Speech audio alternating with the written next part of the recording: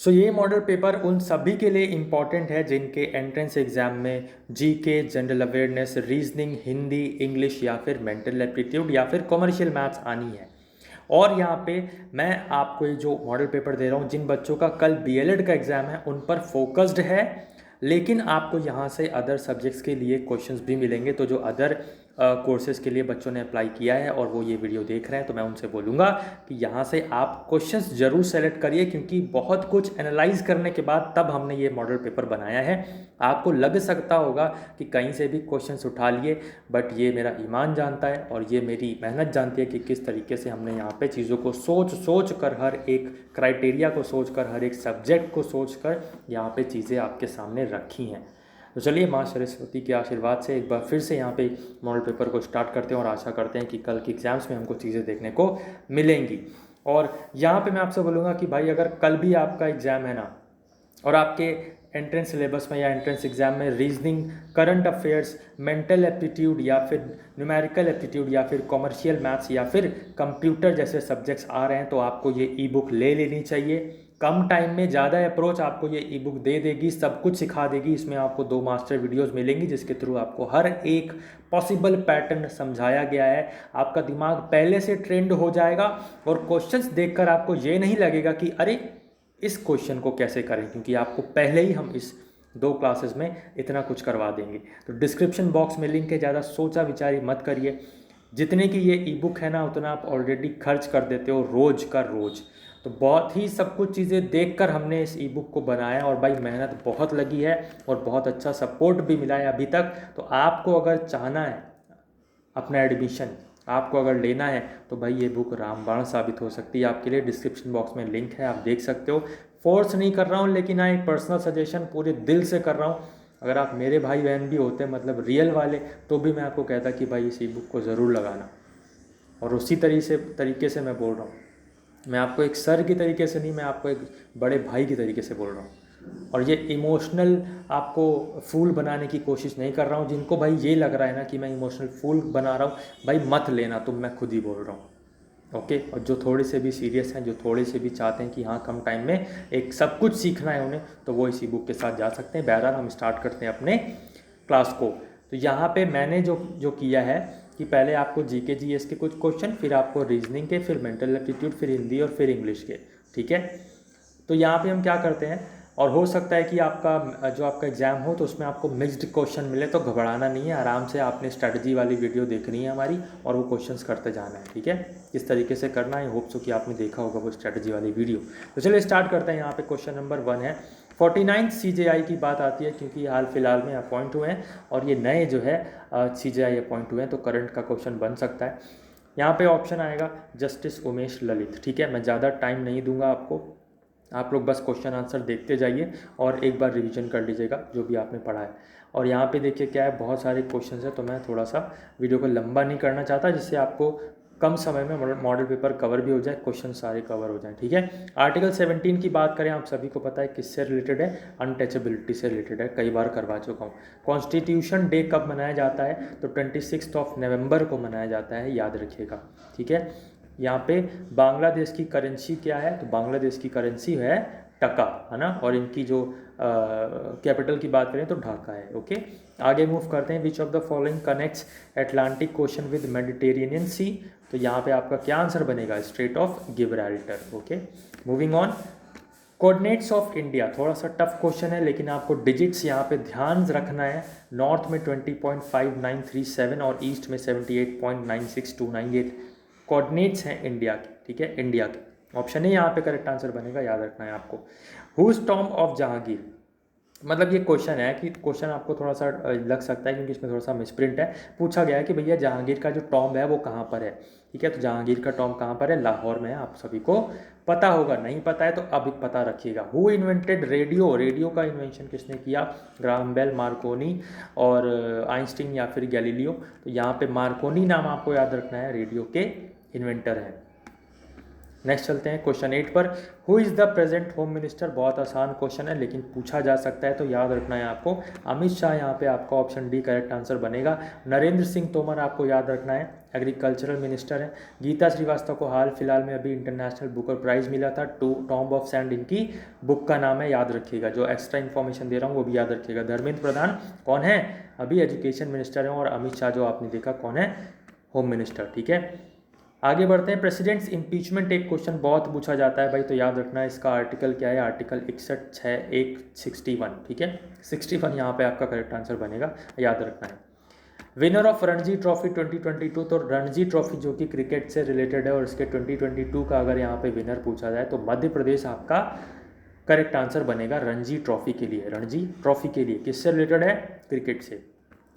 Mary com जो है ये किस स्टेट से हैं, ये भी क्वेश्चन बनता है। और जब से इन्होंने बॉक्सिंग वगैरह में अपना नाम रोशन किया तब से यहाँ पे इनका स्टेट का भी पूछा जा रहा है कि किस स्टेट से बिलोंग करती हैं, तो ये मणिपुर से बिलोंग करती हैं, याद रखिएगा। मैं कह रहा हूँ आपसे भाई कि बहुत कुछ एनालाइज करके तब हमने बनाया है। ठीक है, ऐसा नहीं है कि सिर्फ करंट डाल दिया हो या फिर सिर्फ हमने कुछ इंपॉर्टेंट कॉन्स्टिट्यूशन ही डाल दिया, मतलब सब कुछ आपके डाला है।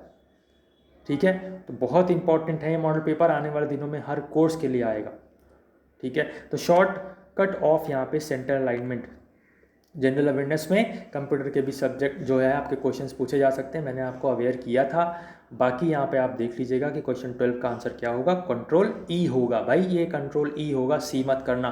कंट्रोल सी से क्या होता है? कॉपी होता है। कंट्रोल पी से क्या होता है? प्रिंट हम देते हैं कमांड। कंट्रोल एल से क्या होता है? Left alignment. बट कंट्रोल ई से आप देख सकते हो, ई से तो आपका कुछ बनेगा नहीं, सेंटर है ना, सेंटर में सी है और यहाँ पे ई है, तो ये थोड़ा सा अलग है और इसीलिए एग्जामिनर पूछता है। ऑप्शन सी यहाँ पे आपका करेक्ट आंसर बनेगा, कंट्रोल ई। यहाँ पे देखिए आपको लगेगा कि भाई ये क्वेश्चन क्यों डाल दिया, ये क्वेश्चन तो मतलब इररिलेवेंट है, बट कुछ ना कुछ हमने सोचा, कुछ ना कुछ एनालाइज किया तभी डाला है ये क्वेश्चन। मैं आपको बोल रहा हूँ। क्वेश्चन नंबर 13 देखिए, विच of the following is the highest paid YouTuber? सबसे हाईएस्ट पेड यूट्यूबर कौन है इसमें? तो आपको लग रहा होगा सर ये क्वेश्चन कहाँ बनेगा? भाई बन सकता है करंट अफेयर में। ठीक है, क्यों? क्योंकि यहाँ पे जो मतलब नाम है ना, मिस्टर बीन। अब आप सोच लीजिए कि मिस्टर बीन नाम आ गया तो कितना इंपॉर्टेंट है कि ठीक है, कोई ऐसा वैसा मतलब इंसान नहीं है ये, है ना। बहुत बच्चों को हंसाया, और मेरे मतलब तो मेरे बचपन का यार मैं आपको बात करूं, है ना। तो यहाँ पे क्या है, highest paid YouTuber Mister Bean name जुड़ा है, इसीलिए ये क्वेश्चन इंपॉर्टेंट रोल प्ले करता है। ओके, बाकी यहाँ पे और भी कई सारे दिग्गज हैं, आपको दिख रहा होगा, संदीप माहेश्वरी जी, टेक्निकल गुरु जी और प्रियंका चोपड़ा, तो ये सब भी अच्छे हैं, लेकिन मिस्टर बीन जी का नाम आपको याद रखना है। ठीक है, हैरी पॉटर के राइटर कौन है? ठीक है, हैरी पॉटर है यहाँ पे फुल क्वेश्चन जो है आपका, हैरी पॉटर के राइटर कौन है? तो आपको जेके रॉलिंग नाम याद रखना है। ठीक है, जेके रॉलिंग। मूविंग ऑन, यहाँ पे हम आगे बढ़ते हैं। गीतांजलि किसके द्वारा लिखी गई है? तो गीतांजलि भी आपको याद रखना है, रविंद्रनाथ टैगोर के द्वारा लिखी गई है। इनको कब पुरस्कार दिया गया था, नोबेल प्राइज़ इंग्लिश में? तो यहाँ पे 1913 में। ठीक है, ये भी इंपॉर्टेंट फैक्ट्स हैं, कुछ याद रखिएगा। जलियांवाला बाग मैसेकर जो अगर हम बात करें कब हुआ था, तो 1919 में हुआ था। ऑप्शन सी यहाँ पे करेक्ट आंसर आपका होने वाला है। मैंने अभी आपको बताया था ये क्वेश्चन, तो इस क्वेश्चन का आंसर आप सभी को पता होना चाहिए, रिकॉल हो जाना चाहिए आप कि टॉम्ब ऑफ सैंड किसके द्वारा लिखी गई है? गीतांजलि श्रीवास्तव के द्वारा। Okay, Man Booker International Prize इनको मिला था। मैन बुकर प्राइज़ अभी नहीं दिया गया है, ये याद रखिएगा। मैन बुकर प्राइज़ जो है वो डेविड डियोप के ही नाम से है 2021 का, लेकिन मैन बुकर इंटरनेशनल अगर हम बात करेंगे तो ये टॉम्ब ऑफ सैंड को मिला है। बुक है ये, किसके द्वारा लिखी गई है? गीतांजलि श्रीवास्तव के द्वारा। 2022 में इनको मैन बुकर इंटरनेशनल प्राइज़ दिया गया है। गाइज, अगर यहाँ पे आपको सेशन पसंद आ रहा है तो एक बार सेशन को लाइक ज़रूर कर दीजिएगा, बाकी आपकी मर्ज़ी, ना पसंद आए तो आप डिसलाइक भी कर सकते हो। फर्स्ट वुमेन वीसी की बात करें जो कि जेएनयू की, भाई देखिए कितना इंपॉर्टेंट क्वेश्चन है, छांट के क्वेश्चन लाएं। ठीक है, first women VC of JNU, तो यहाँ पे क्या नाम आ रहा है? शांति श्री पंडित आपका करेक्ट आंसर बनेगा। ठीक है, आगे हम बात करें डब्ल्यूएचओ का हेडक्वार्टर कहाँ पे है, तो डब्ल्यूएचओ का हेडक्वार्टर कहाँ पे है? सी, जेनेवा स्विट्जरलैंड में है। ओके, आगे बढ़ते हैं। Who is the present UNO chief? UNO के जो चीफ हैं या चेयरमैन है अभी प्रेजेंट में कौन है? तो कौन है? एंटोनियो गुटरस जी। ठीक है, इनको हाल फिलहाल में फिर से अपॉइंट कर लिया गया था नेक्स्ट सेशन के लिए। एनआईए के डीजी अभी जो है अपॉइंट हुए हैं, नए DG director general of NIA. ठीक है, तो नेशनल इन्वेस्टिगेशन एजेंसी के नए डायरेक्टर जनरल कौन है? दिनकर गुप्ता जी। फॉर जो आपका फुल फॉर्म है एनआईए का वो भी याद रखना है, नेशनल इन्वेस्टिगेशन एजेंसी। ये क्वेश्चन भी बार बार पूछा जाता है, तो इसका आंसर क्या होगा? McMahon is the boundary between India and किसके बीच में? मैकमोहन चाइना के बीच में। ठीक है, बाउंड्री लाइंस हमने करवा रखी है, अगर आपने जीके की प्लेलिस्ट करी होगी पूरी तो आपको याद होगा बहुत ईजिली। क्या है इसका answer? India and China. Okay, McMahon line. आगे बढ़ते हैं हम यहाँ पे। ये कुछ रीजनिंग का क्वेश्चन मैंने यहाँ पे रखा है, तो आप याद रखिएगा। रीजनिंग के क्या है, देखिए यहाँ पे क्वेश्चन 1 है कि APMU लिखा हुआ है और यहाँ पे लिखा हुआ है ZKNF। तो इसमें आपको बताना है कि अगर हम यहाँ पे देखें TBVZ को J को क्या लिखा जाएगा। यहाँ पे आप देखेंगे अपोजिट पेयर, A का अपोजिट J, P का अपोजिट K, M का अपोजिट N, M, U का अपोजिट F। सिमिलरली T का अपोजिट हम देखेंगे G, B का अपोजिट यहाँ पे देखेंगे Y, V का अपोजिट देखेंगे E, एंड J का अपोजिट देखेंगे तो जंगल क्वीन होता है ना। तो GYEQ मतलब ऑप्शन बी यहाँ पे आपका करेक्ट आंसर बनेगा। तो अपोजिट पेयर्स आप याद रखिएगा, अक्सर ये कॉन्सेप्ट पूछता है। आगे बढ़ते हैं। यहाँ पे देखिए 9 को लिखा गया है 7 to 9, तो 8 को क्या लिखा जाएगा। बहुत ही इजीली आप समझ सकते हो कि सर यहाँ पे 9 का हमने क्यूब कर दिया, तो इस यहाँ पे भी हम क्या करेंगे, 8 का क्यूब करेंगे। 8 का क्यूब का मतलब होता है 8 इंटू 8 इंटू 8 होगा, ठीक है। 8 इंटू 3 मत कर देना, 24 मार दो, ठीक है, गलत हो जाएगा, याद रखना। ये 8 का क्यूब का मतलब है 8 इंटू 8 इंटू 8 लिखेंगे हम, लिख के कर लेना, बट भाई गलत मत करना, ठीक है, फास्टनेस में, जल्दबाजी में। नेक्स्ट यहाँ पे देखिए, ये क्वेश्चन भी बार बार पूछा जाता है, आपके में भी चांस है, बहुत ज़्यादा चांस है कि ये पूछा जाएगा। If yellow is called as blue, blue is called as purple, purple is called as orange, then the colour of sky is. तो यहाँ पे देखिए पूछा क्या गया है, फाइनल क्या पूछा गया है, स्काई का कलर। स्काई का कलर क्या होता है, आप सभी को पता है कि ब्लू होता है, तो बस ये ब्लू को पकड़ना है। ब्लू को क्या बोला गया है, पर्पल, तो यहाँ पे आपका आंसर क्या बन जाएगा, पर्पल, ठीक है। बस इस तरीके से डायरेक्ट पकड़ना है कि वहाँ पे कॉल्ड एज क्या लिखा गया है, उस पर्टिकुलर राइट आंसर को, वही आपका करेक्ट आंसर बन जाएगा। नेक्स्ट यहाँ पे है ब्लड एंड रिलेशन का। इसमें मैं आपको बोलूँगा कि ऐसा जब ब्लड एंड रिलेशन का क्वेश्चन आए तो इसमें आप क्या करिए, खुद को रखिए अपनी जगह पर और अपना या सिस्टर है या जो भी है उसको आप रिलेट करते हुए यहाँ पे रख सकते हो, ठीक है। जैसे आपका लिखा है अमन सेड टू जानवी, आप अमन मान लो आपका खुद का नाम है और आप जानवी से कह रहे हो कि जानवी तुम जो हो वो क्या हो, डॉटर हो किसके, मेरे फादर इन लॉ की। तो भैया ये अमन है और ये जानवी है, ठीक है। तो अमन के जो फादर इन लॉ हैं उसकी डॉटर है ये, तो मतलब ये कौन हुई, अमन की वाइफ हुई, और अमन कौन हुआ, इसका हस्बैंड हुआ। क्वेश्चन जरूर ध्यान से पढ़ लेना, वाइफ हस्बैंड डायरेक्ट मत मार देना। क्वेश्चन लिखा है how is Janvi related to Aman, तो जानवी क्या है, अमन की वाइफ है। अगर यहीं पे लिखा हुआ था how is Aman related to Janvi, तो आप क्या मानते, अमन क्या है इसका, जानवी का, तो हस्बैंड। तो याद रखिएगा यहाँ पे आपका आंसर क्या बनेगा, वाइफ, क्योंकि क्या पूछा गया है, how is Janvi related to Aman, ठीक है। जानवी कैसे रिलेटेड है, तो क्या है, वाइफ है। ओके, आगे बढ़ते हैं। ये क्वेश्चन है आपका, देखिए ABD हमने लिखा है, इसको 7 लिख दिया गया है, तो देन CBO को क्या लिखा जाएगा। देखिए यहाँ पे A की प्लेस वैल्यू होती है 1, B की प्लेस वैल्यू होती है 2 और D की प्लेस वैल्यू होती है 4। इन सभी को एडिशन कर देंगे तो हमारा क्या बन जाएगा, 7, मतलब प्लेस वैल्यू का एडिशन होना है। C की प्लेस वैल्यू हो जाएगी 3, B की प्लेस वैल्यू हो जाएगी 2 एंड यहाँ पे O की प्लेस वैल्यू 15, ठीक है। हाँ, तो यहाँ पे कितना बन जाएगा, ऑप्शन बी यहाँ पे 20 करेक्ट आंसर बन जाएगा, ठीक है। कुछ इस तरीके के क्वेश्चन यहाँ पे आपसे पूछे जा सकते हैं। देखिए क्या है, रीजनिंग और मेंटल एप्टीट्यूड का हमने ऑलरेडी आपको इतना कुछ करवा दिया है, ई बुक में भी दे दिया है कि भाई आप वहाँ से चीज़ों को कवर करोगे, डेफिनेटली आपका जो है चीज़ें कवर हो जाएंगी। तो आप ई बुक ले लीजिए, अगर आपको यहाँ पे कल भी पेपर है तो, ठीक है, या आने वाले दिनों में परसों नरसों भी है तो भाई आप ले सकते हो, बहुत ज़्यादा यूज़फुल होने वाली है। ऐसे कई सारे हमने अभी तो यहाँ पे मैंने आपको 3 ही 4 क्वेश्चन करवाए, बस इसलिए कि ताकि आपका टाइम ना वेस्ट हो। बहुत से स्टूडेंट्स ने यहाँ पे ई बुक ली है तो उनका कवर हो गया होगा, ठीक है। तो अगर आप उनमें से नहीं हो तो भाई ले लीजिए, आपको डिस्क्रिप्शन बॉक्स में लिंक मिल जाएगा, तुरंत हमें आप स्क्रीनशॉट भेज दीजिएगा व्हाट्सएप पर, नंबर भी आपको मिल जाएगा वहीं से। इसीलिए हमने ज़्यादा क्वेश्चन नहीं रखे हैं, मैं आपको क्लियरली बोल रहा हूँ। ऑल्दो हमने सारा का सारा पार्ट आपको कुछ दिखाने की कोशिश की है कि इस तरीके का आपका पेपर जो है वो आ सकता है। तो मॉडल पर यहाँ पे हम अब मेंटल एप्टीट्यूड के कुछ क्वेश्चंस देखने वाले हैं। क्वेश्चन नंबर 1 आपका इस तरीके से है।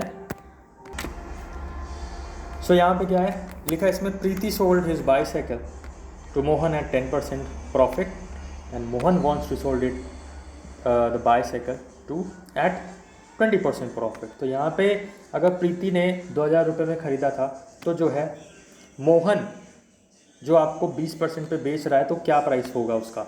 मतलब सपोज़ यहाँ पे प्रीति ने 2000 की बाईसाइकिल ख़रीदी थी, अब इसने मोहन को बेच दिया 10% प्रॉफिट पर। तो मैंने आपको बताया इसमें 110/100 लिखेंगे, क्यों, क्योंकि यहाँ पे क्या हो गया, प्रॉफिट हुआ है। प्रॉफिट में क्या करते हैं हम, 100 + 10 करते हैं। और डिटेल में जानना है तो भाई थोड़ा सा टाइम दीजिएगा, वहाँ पे डिस्क्रिप्शन बॉक्स में लिंक है, मैं आपको ई बुक के बारे में बोल रहा हूँ, ठीक है। अदरवाइज़ जो है नहीं हो पाएगा। क्योंकि यार ये थोड़ा सा लंबी क्लास हो जाएगी, क्योंकि हर तरीके के क्वेश्चंस हैं, ठीक है, और मॉडल पेपर है। तो यहाँ पे आपको जो चीज़ें हैं वो मैं आपको दिखाने की कोशिश कर रहा हूँ, एक पूरा ओवरव्यू देने की कोशिश कर रहा हूँ कि ऐसे ऐसे यहाँ पे आपको फेस करना है क्वेश्चंस। तो यहाँ पे 10% प्रॉफिट पे इसने मोहन को बेच दिया। अब मोहन ने क्या करना है, 20% और प्रॉफिट पर बेचना है, तो यहाँ पे 120/100, ठीक है, 100 में ही प्लस होगा। अगर यहाँ बोलता है कि 20% लॉस पर बेचना है, तो यहाँ पे हम क्या करते, यहाँ पे हम क्या करते, 100 - 20 मतलब 80/100 कर देते। ओके, तो यहाँ पे क्या है, फिलहाल इसको प्रॉफिट पर बेचना है, तो इस तरीके से आप करोगे। यहाँ पे 2 0 यहाँ से कैंसिल, और 1 2 ये यहाँ से कैंसिल। अब बस इसमें आपको इंटू कर लेना है, 2 × 11 × 120, ठीक है, 2 × 11 × 120, एंड देन आपका यहाँ पे करेक्ट आंसर आ जाएगा। ओके, तो इस तरीके से क्वेश्चन सॉल्व करना है। आगे बढ़ते हैं। If Ram completes the work in 20 days, Sita is 10% more efficient, then in how many days she will complete the work, ठीक है, यहाँ पे शी होगा, सीता कितने दिन में कंप्लीट कर देगी। देखिए क्या है, जब आपका 10% मोर एफिशिएंट बोले तो इसमें आपको क्या करना है, तो राम की जो एफिशिएंसी है, राम की एफिशिएंसी कितनी है, 20 डेज, तो हम इसको 1/20 में लिखेंगे। जब आपसे एफिशिएंट बोलेगा कि 10% मोर एफिशिएंट है, तो जो भी यहाँ पे 20 डेज दिया तो उसको हम 1/, में लिखते हैं, ठीक है। अब हमें क्या करना है, 10% मोर एफिशिएंट, तो मोर एफिशिएंट का मतलब है 100 + 10, परसेंट में जब देगा तो आप 100 में ही डील करोगे, 100 + 100 माइनस, क्योंकि लिखा है मोर एफिशिएंट तो आप लिखोगे +10, अगर लिखा होता लेस एफिशिएंट तो आप 100 में से 10 माइनस करके 90/100 लिखते हैं। Got that. आगे बढ़ते हैं, बस इसको यहाँ पे आपको सॉल्व करना है, आपका आंसर आपके सामने आ जाएगा। कैसे, यहाँ पे आप इसको सॉल्व कर दीजिए, तो आपका कितना बन जाएगा, 200/11 डेज ये लेगी कौन, सीता, काम को कंप्लीट करने में, ठीक है। तो इसको आप मिक्स्ड फ्रैक्शन में जब चेंज कर लोगे तो आपका करीब करीब यहाँ पे 1 1 और यहाँ पे कुछ ऐसे ही 11 सही, कुछ ऐसे कुछ करके आपका आंसर बनेगा, है ना। तो ये आपको ऐसे सॉल्व करना है। आगे बढ़ते हैं, find the sum of series, ये वाला जैसे क्वेश्चन आता है आपका, इसमें आपको क्या करना है, SN = 2A + n-1 of D, ठीक है। यहाँ पे n/2 भी होता है आगे, n/2 ये फॉर्मूला होता है आपका, ठीक है। जहाँ पे यहाँ पे आपका जो A है ये क्या है, फर्स्ट टर्म, D क्या है, डिफरेंस है, और N क्या है, नंबर ऑफ टर्म्स, ठीक है। तो यहाँ पे एक और फॉर्मूला होता है, L = A + n-1 of D, इससे हम नंबर ऑफ टर्म्स निकालते हैं, N की वैल्यू कैसे, L की वैल्यू क्या है, 70 है, A की वैल्यू क्या है, फर्स्ट टर्म 2 है, प्लस n-1, n हमको निकालना है, और D क्या है, तो D का आप देखिए 2 से 4 कितना डिफरेंस है, 2 का, 4 से 6 कितना डिफरेंस है, 2 का, तो यहाँ पे हम 2 लिख देंगे। इसको सॉल्व करेंगे हम, तो यहाँ पे हमको क्या मिलेगा, 70 में से यहाँ पे 2 जाएगा तो बचेगा 68, फिर यहाँ पे 68 = n-1 ऑफ 2, 2 3 × 6, 2 4 × 8, और यहाँ पे n = 35 टर्म्स आपके बन जाएंगे, ठीक है। तो n = 35 हो गया, A = यहाँ पे फर्स्ट टर्म 2 हो गया, D = यहाँ पे 2 नंबर के बीच का डिफरेंस देखिएगा आप, और सेम डिफरेंस होना चाहिए, ठीक है। 2 से 4 के बीच में जितना डिफरेंस है, 4 से 6 के बीच में भी उतना ही, और 6 से 8 के बीच में भी उतना ही। तो डिफरेंस हमारा आ गया, बस हमको यहाँ पे SN = n/2 2A + n-1 of D यहाँ पे हमको निकाल देना है, ठीक है। ये बस वैल्यू पुट करनी है, आपके सामने आंसर बन जाएगा, ठीक है। थोड़ा सा आपको यहाँ पे फॉर्मूला याद रखना है, क्या चीज़ क्या है, बस ये याद रखना है, बहुत ही ईजिली सॉल्व हो जाएगा। यहाँ पे देखिए CI निकालना है, प्रिंसिपल अमाउंट दे रखा है, तो अमाउंट = क्या होता है, P + 1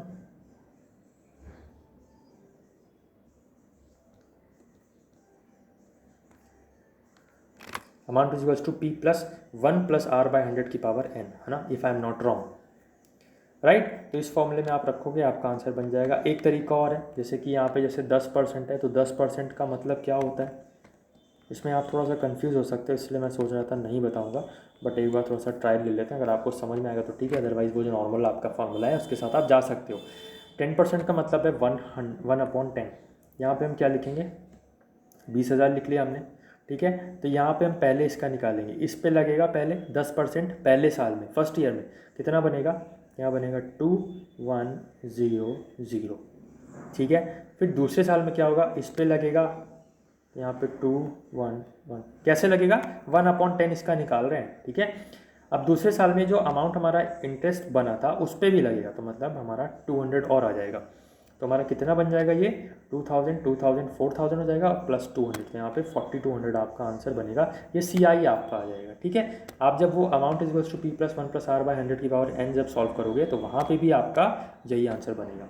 ठीक है, और अगर ये वाला मेथड नहीं समझ में आता है तो इसके पीछे नहीं पड़ना है हाथ धो के, क्योंकि टाइम अब बहुत कम है। और आप क्या करिए, वो नॉर्मल आपका जो मेथड है उसी से जाइए। ठीक है, डायरेक्ट क्वेश्चन आ सकता है ये वाला भी। 20 men can build a building in 200 days, then in how many days, then how many mens are required to complete the building in 100 days। मतलब 20 मैन मिलके जो है वो 200 दिन में आपकी जो एक बिल्डिंग है वो बना देते हैं। तो अगर हमको यही बिल्डिंग 100 दिन में बनानी है तो हमें कितने मैन चाहिए, x मैन चाहिए। यहाँ से हम कैंसिल कर देंगे, कितना आ जाएगा 40 मिनट्स। ठीक है, तो x इज इक्वल्स टू 40 आ जाएगा। ठीक है, तो इस तरीके से सॉल्व करना है। ऐसा नहीं है कि बहुत बच्चे भाई ऐसे करेंगे कि 200 दिन में 20 मैन, तो 100 दिन में कितने 10। लो भैया डायरेक्ट आंसर है ना भैया, ये रॉन्ग हो जाएगा, ऐसे मत करना। जो मैंने बताया आपको उस तरीके से करना है। ठीक है, क्योंकि इन्वर्सली प्रोपोर्शनल रिलेशन होता है। तो चलिए, ये तो थे आपके रीजनिंग और मैथ्स और मेंटल एप्टीट्यूड के क्वेश्चन। ठीक है, तो मैंने आपको बोला ही कि जो है, क्योंकि ये हमने सब ऑलरेडी ई बुक में कवर कर रखा है, तो मैं आपको फोकस कर रहा हूँ कि जो बाकी के सब्जेक्ट्स हैं जैसे कि इंग्लिश, हिंदी और जीके के कुछ इंपॉर्टेंट यहाँ पे कॉन्सेप्ट जो, और इसी तरीके का बाकी यहाँ पे आपका आएगा। ठीक है, मेंटल एप्टीट्यूड और रीजनिंग का। बाकी आपने ई बुक से प्रैक्टिस करी रखी होगी तो वहाँ से आपको बहुत सारी चीज़ें कवर हो गई होंगी। नहीं प्रैक्टिस करिए तो भाई ले लीजिए, अभी भी मौका है, 4 घंटे दे दीजिएगा, मेंटल एप्टीट्यूड और आपका रीजनिंग कवर हो जाएगा। इंपॉर्टेंट पार्ट है और स्कोरिंग पार्ट है, ये भी ध्यान रखिएगा। जो बच्चा रीजनिंग और मेंटल एप्टीट्यूड में स्कोर कर ले गया तो भाई वो तो जीत गया, मैं तो यही बोलूँगा। क्यों? क्योंकि भाई जीके सबसे नहीं बनेगा और सारे क्वेश्चंस बन ही नहीं सकते, आपने चाहे जितना पढ़ रखा हो। तो ये भी सोच के मत जाना। ठीक है, चलिए सिनोनिम ऑफ कर्टेल की बात करें। कर्टेल का सिनोनिम क्या होता है? कर्टेल का मतलब होता है कम करना, तो मतलब डिक्रीज। ओके, आगे बढ़ते हैं। One who talks to one self, मतलब जो खुद से बात करता है उसे क्या बोलते हैं? उसे बोलते हैं सोलिलोक्विस्ट। सोमनीलोक्विस्ट नहीं, सोलिलोक्विस्ट होगा। ठीक है, सोलिलोकी। ठीक है, सोमनीलोक्विस्ट वो होता है जो सोते हुए बात करता है। तो यहाँ पे डिफरेंस आपको याद रखना है। ऑप्शन सी करेक्ट आंसर बनेगा। Hard nut to crack. ठीक है, हार्ड नट टू क्रैक मतलब डिफिकल्ट टास्क, कोई डिफिकल्ट वर्क होता है। बीट अराउंड द बुश का मतलब होता है कि भाई पॉइंट की बात ना करना, मुद्दे की बात ना करना और इधर उधर बात करना। इसका करेक्ट आंसर क्या बनेगा? Talk about unimportant things, option A. Triumphant का जो है यहाँ पे क्या आपसे पूछ रहा है? एंटोनिम पूछ रहा है। ट्रायम्फेंट, भाई स्पेलिंग भी याद रखिएगा ट्रायम्फेंट की। ठीक है, क्या होता है ट्रायम्फेंट का एंटोनिम पूछ रहा है, तो यहाँ पे लूज, लॉस वाला जो होता है, हार वाला। ठीक है, जीत और हार, तो हार वाला जो होगा वो हो जाएगा यहाँ पे इसका एंटोनिम, क्योंकि ट्रायम्फेंट का मतलब क्या होता है? विन, जीतना। अपोजिट पूछा गया तो ये भी ध्यान रखना है आपको कि वहाँ पे अपोजिट पूछा जा रहा है एंटोनिम, या फिर सिनोनिम पूछा जा रहा है, पर्यायवाची, विलोम पूछा जा रहा है या पर्याय, याद रखना है आपको। नेक्स्ट क्वेश्चन नंबर 6 है, I am fond dash small things. तो फॉन्ड के साथ हमेशा कौन सा प्रीपोजिशन आता है? ऑफ, याद रखना है। आगे बढ़ते, मर्डरर ऑफ सिस्टर क्या बोला जाता है? मर्डर ऑफ सिस्टर को क्या बोला जाता है? तो यहाँ पे देखिए एक क्वेश्चन मैंने जानबूझ के रखा है, अगर आपको आंसर ना मिले, ठीक है, तो ज़बरदस्ती नहीं टिक मारना है, नन यहाँ पे आंसर होगा, क्योंकि असल में जो आंसर है वो क्या है? सोरोरिसाइड। तो ऐसे भी क्वेश्चन रखा जाता है। ठीक है, ध्यान रखना है। अगर आपको आंसर लगे कि इसमें नहीं होगा तो आप अपने आप में पहले कॉन्फिडेंस लाइए, भरोसा रखिए अपनी नॉलेज पे जो आपने पढ़ा है, तभी ये हो पाएगा पॉसिबल। तो ऑप्शन डी नन होगा, क्योंकि असल में जो आंसर है वो क्या है? वो है आपका सोरोरिसाइड, सिस्टर का मर्डर। ओके, आगे बढ़ते हैं। नाइदर मी और my friends goes to home. तो यहाँ पे क्या है? आइदर और का होता है पेयरिंग और नाइदर नॉर का होता है। करेक्ट आंसर आपका हो जाएगा, इसमें सेंटेंस एरर पूछा गया था जो कि बी पार्ट में एरर है, क्योंकि यहाँ पे और नहीं होगा, नाइदर नॉर होता है। ठीक है, तो ऐसे एरर्स भी आपके आएंगे। आई एम एफ्रेड, तो एफ्रेड क्या? On, from, of, in. Afraid के साथ हमेशा ऑफ लगता है। Afraid of the water. ठीक है, he is dash best player of my class. तो यहाँ पे क्या आंसर होगा? He is the best player, जो आपका सुपरलेटिव डिग्री होती है। ठीक है, बेस्ट, फुलेस्ट, तो यहाँ पे जो सुपरलेटिव डिग्री होती है वहाँ पे उसके साथ हम द यूज़ करते हैं आर्टिकल। ठीक है, Neetu is more smaller than Ritu, तो इसमें आपका सेंटेंस एरर पूछा गया है। क्या है, कभी भी यहाँ पे आपके सेंटेंस में दो सेम डिग्री के वर्ड यूज नहीं होंगे।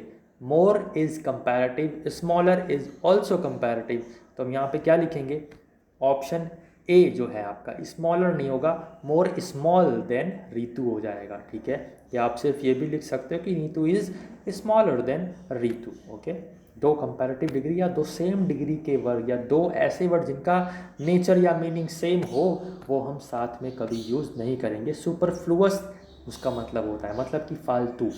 ठीक है, रिडंडेंट, रिलक्टेंट, ये सब वर्ड भी आपको याद रखना है। I as well as my friends dash going, तो इंजॉइंग, तो यहाँ पे क्या होगा, जो कॉन्सेप्ट है वो याद रखिएगा, I as well as my friends are enjoying होगा। ठीक है, वर्ब भी हो सकता है, जो यहाँ पे कॉन्सेप्ट है वो आप समझने की कोशिश करिए।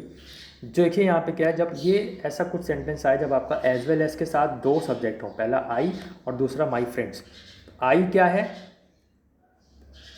ठीक है, आई क्या है, नहीं इसमें जो है I as well as my friends क्या हो जाएगा, इज़ इंजॉइंग होगा। ठीक है, I as well as my friends is enjoying, वही मैं करूँ, यहाँ पे आंसर कैसे गलत है यार, है ना।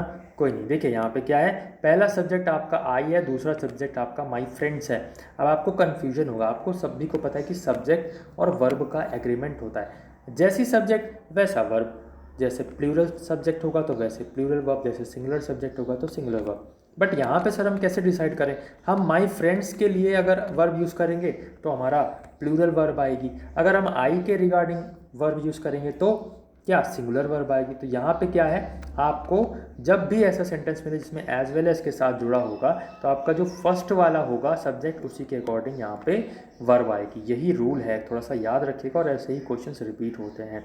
तो क्या करना है, यहाँ पे इज़ ही एक ऐसा है जो कि सिंगुलर वर्ब दिया हुआ है, और यहाँ पे हम इसको ही करेक्ट आंसर मानेंगे। ऑप्शन बी नहीं होगा, ऑप्शन सी होगा, याद रखना है आपको। एम्बीवेलेंट का मतलब क्या होता है, एम्बीवेलेंट का मतलब आप कंफ्यूज से भी ले सकते हो, जिसको पता ही नहीं है, मिक्स्ड फीलिंग्स आती है ना कभी कभी कि मैं हाँ बोलूँ या ना बोलूँ, लड़का तो अच्छा है लड़की तो अच्छी है ना। मतलब मजाक कर रहा हूँ यार, थोड़ा सा समझने के लिए, just for the sake of your enjoyment, है ना। तो यहाँ पे क्या है, एम्बीवेलेंट का मतलब है मिक्स्ड फीलिंग्स होता है। ओके, आपको कन्फ्यूजन होती है। आगे बढ़ते हैं। बोल्ट फ्रॉम द ब्लू का मतलब आप सभी को लग रहा होगा कि bolt from the blue is like कि जैसे कि आकाश से एक सडनली कुछ यहाँ पे थंडरिंग होता है ना, बिजली चमकती है, तो वही है आपका सेम। ठीक है, मतलब अचानक से सडनली कुछ होना, कंप्लीटली सरप्राइज, तो ऑप्शन सी यहाँ पे आपका करेक्ट आंसर बन जाएगा। इसमें से आपको बताना है कि करेक्ट स्पेलिंग किसकी नहीं है। तो पेनल्टी करेक्ट है, वैक्यूम की भी करेक्ट है, वैक्यूम भैया स्पेलिंग देख लो, VACWM है, VACC नहीं है। ठीक है, तो यहाँ पे कमिटी की भी स्पेलिंग सही है, लेकिन लोकेशियस की स्पेलिंग गलत है, IOUS होता है, LOCACIOUS, लोकेशियस। ऑप्शन डी यहाँ पे करेक्ट आंसर बनेगा, क्योंकि वहाँ पे क्या है आपका गड़बड़ है। आगे बढ़ते हैं, नेक्स्ट क्वेश्चन पे चलते हैं। हिंदी के देखें यहाँ पे कुछ हमने रचनाएं रख दी हैं, तो इम्पॉर्टेंट हमने सारी रचनाएं रख दी हैं, इसको देख लीजिए एक बार। मैथिली शरण गुप्त की, साकेत, यशोधरा, भारत भारती, सिद्धराज, द्वापर और पंचवटी। जयशंकर प्रसाद की, कामायनी, झरना, आंसू, लहर, कामना, कल्याणी, और यहाँ पे स्कंदगुप्त, विशाख, और यहाँ पे आकाशदीप। सुमित्रानंदन पंत की बात करें तो कला और बूढ़ा चांद, पल्लव, गुंजन, लोकायतन और चिदम्बरा और उत्तरा। सूर्यकांत त्रिपाठी निराला की बात करें तो इनकी परिमल एक फेमस यहाँ पे रचना है, तुलसीदास जी की अनामिका। ठीक है, आगे यहाँ पे मैं आपको संधि के बारे में बता देता हूँ, कुछ थोड़े से एग्जाम्पल जिससे आपको रिवीजन हो जाए।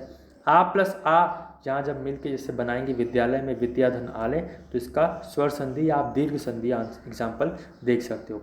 ई प्लस ई मिलके बड़ी, तो कवि प्लस इच्छा कवि इच्छा।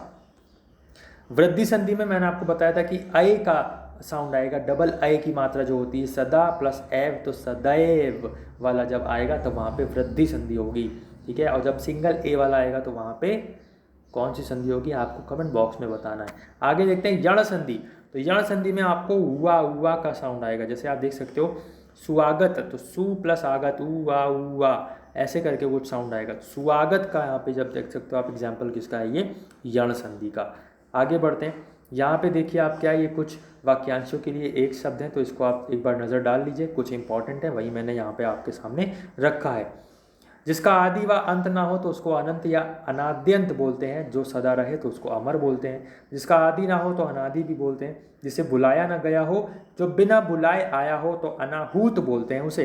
जो दूसरों के पीछे चलता हो, अनुसरण करने वाला तो अनुगामी। किसी संप्रदाय का समर्थन करने वाला अनुयायी, और किसी प्रस्ताव का समर्थन करने वाला तो अनुमोदन। जिसका नाम ना हो तो अनाम, और जिसका पता ना हो तो अज्ञात। और जिसके नाम का पता ना हो तो वो अज्ञात नामा। कुछ इस तरीके से आपको याद रखना है, ठीक है। कुछ हमने यहाँ पे मुहावरे भी आपके सामने रख दिए हैं जो इम्पोर्टेंट हैं और एग्जाम पर्पस से बहुत ज़्यादा इम्पोर्टेंट है। तो अपना उल्लू सीधा करना, स्वार्थ सिद्ध करना, है ना। अक्ल का दुश्मन होना, मूर्ख होना। अंधेरी नगरी, तो यहाँ पे कोई नियम कानून ना होना। आँख चुराना तो कतरना, नज़रअंदाज करना। अंग अंग ढीला होना तो थक जाना, ठीक है। तो दैट्स ऑल, यही कुछ था हमारी तरफ से आपके लिए मॉडल पेपर। बाकी आने वाले दिनों में जिनका भी एग्जाम है उनके लिए भी आपके लिए सेपरेट मॉडल पेपर आता रहेगा। तो मेक श्योर अगर आपने यहाँ पे ई बुक नहीं ली है तो आप उसको ले लीजिए, रीजनिंग वगैरह आपका कवर हो जाएगा। बहुत कम टाइम में आपको एक बेहतरीन अप्रोच के साथ रिलेवेंट कंटेंट और पूरा फुल टू चीज़ें आपको कवर हो जाएंगी कम टाइम में। डिस्क्रिप्शन बॉक्स में लिंक है, आप देख सकते हैं। बाकी यहाँ पे आप जैसे ही फॉर्म भरेंगे आप हमें स्क्रीनशॉट भेज दीजिएगा, आपको वो चीज़ अवेलेबल हो जाएगी। फैमिली में नहीं तो फैमिली को सब्सक्राइब करके बेल बटन दबा दीजिए। अगर आपको हमारा डेडिकेशन, हमारा डिवोशन, हमारी मेहनत पसंद आ रही है तो। नहीं पसंद आ रही है तो आप डिसलाइक करके और कमेंट में हमें बता सकते हो कि किस में सुधार की ज़रूरत है। और अगर अच्छी लग रही है तो वो भी आप लाइक करके कमेंट में बता सकते हो कि आपको सेशन कैसा लगा। अपना ख्याल रखिए, सभी को very very all the best जिनका कल एग्ज़ाम है। जय हिंद, जय भारत।